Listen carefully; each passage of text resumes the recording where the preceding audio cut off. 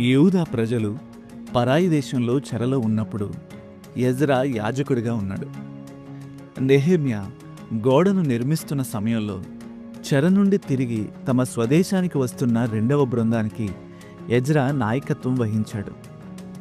Ezra గురించి వాక్యం ఏం చెబుతుందంటే, ఎజ్రా యెహోవా ధర్మశాస్త్రంను పరిశోధించి దాని చొప్పున నడుచుకొనుటకును ఇశ్రాయేలీయులకు దాని కట్టడలను విధులను నేర్పుటకును దృఢ నిశ్చయము చేసుకొనెను. దేవుని వాక్యం పైన ఎంతో మక్కువ కలిగిన ధర్మశాస్త్ర పండితుడు ఎజ్రా. వాక్యంపై అతనికున్న ప్రేమే అతనికి బైబిల్ గ్రంథ రచయిత అయిన దేవునితో లోతైన సంబంధం ఏర్పడడానికి కారణమైంది. బహుశా దేవుని వాక్య అధ్యయనం వలనే మార్పు దిశగా అనేకులను పురికొల్పే వ్యక్తిగా అతడు మారి ఉండవచ్చు. రెండవ బృందంతో ఎజ్రా యెరూషలేము చేరుకున్నప్పుడు అక్కడ అతను ఒక విషయాన్ని తెలుసుకున్నాడు. ప్రజలంతా శిథిలమైపోయిన తమ పట్టణ గోడను మళ్లీ నిర్మించుకుంటూ ఉన్నారు.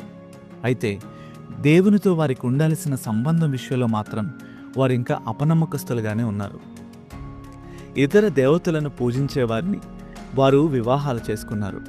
ఫలితంగా వారి విశ్వాసం కలుషితమైపోయింది. ఎంతో మనోవేదనకు గురైన ఎజ్రా ఆ విషయంలో దేవుని దగ్గర మొరపెట్టుకున్నాడు.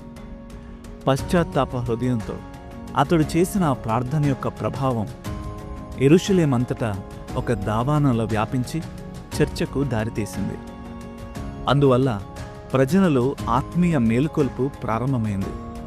దేవుడు ఈ గొప్ప నాయకుణ్ణి ఒక ఉదాహరణగా ఉపయోగించి తన ప్రజలు తిరిగి తనతో సరియైన సంబంధాన్ని కలిగి ఉండేలా నడిపించాడు. బైబిల్ ఇన్ఫ్లుయెన్సర్స్ అనే సిరీస్ మీకు ఆశీర్వాదకరంగా ఉంటే మా ఈ ప్రయత్నానికి లైక్, షేర్ అండ్ సబ్స్క్రైబ్ చేసి మమ్మల్ని ప్రోత్సహించండి.